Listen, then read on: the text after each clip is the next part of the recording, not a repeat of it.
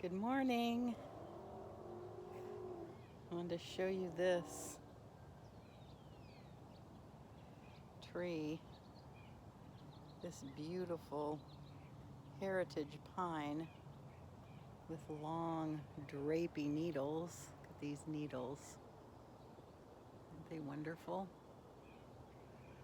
So all this here,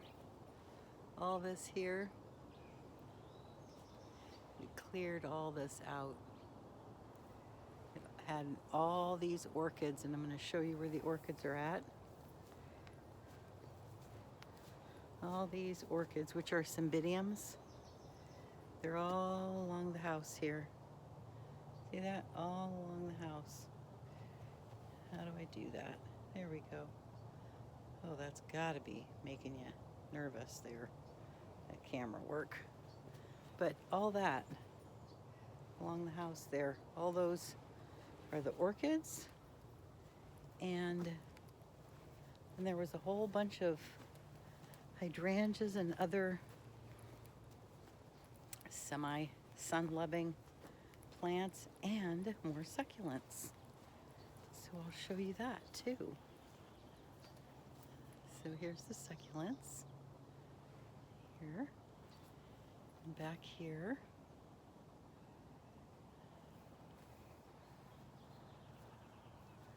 And more here. And then all these potted hydrangeas. You see those? Yeah. Right there. And all that got cleared away from this space. And the reason I'm showing you all this, I'm turning around to show you the tree again, a different angle. That tree right there. The reason I'm showing you because I'm in tree pruning mode here on the property. And it's been making me think because I've been pruning trees all week. And this is the last, this one in an oak. It's the last one, and if I don't get the oak done before it completely leaves out, that's okay. So what it's been making me think about is, what is spring about, right? And there's this, when spring comes, at least around here, because it's so soggy, you have to wait to do certain things. And the lawn just got mowed now, almost 3 weeks after the last rain. No, that's not true. Maybe 10 days after the last rain, because it has been drying up a little bit. But the idea is pruning. So in the spring, what happens? So then I was thinking, in the spring, what happens is we prune, we deadhead, we weed, we top dress, amend, we feed, and we water and prepare the plants and get them all ready for the growing season. And the pruning, sometimes the pruning happens every year on perennials, but some things like the tree, like this, it happens like once every 3 or 4 years. And here it's probably been, last time I had somebody was before COVID. So, yeah. So, anyway, yeah. So it's time. And that was the big cleanup. And I was thinking, sometimes that happens in our inner world too. I mean, we do the small cleanup during the week or during the months or during the seasons. And then there's the big cleanups. And I feel like I've been going through like a really big cleanup inside. And I guess when I say cleanup, I mean like letting go. When we prune, you prune out dead wood, you prune out diseased wood, you prune out complicated or crossing branches, and then you prune for shape. And I was thinking, so we do all that in our life too, right? We get rid of the dead, what's not working, the dead ideas, the dead plans, the dead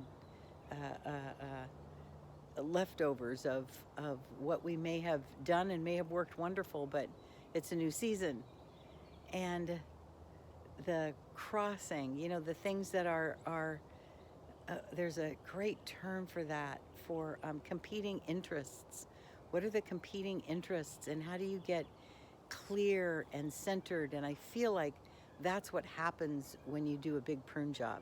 You get clear, you get calm, you get like, you can breathe. And that's, yeah, like that. So what exactly we want to call all that? Getting centered. Was wanting to show you this tree too, because we pruned on that tree. Let me see if I can show you here. The sun's coming up. Yeah, that one right there.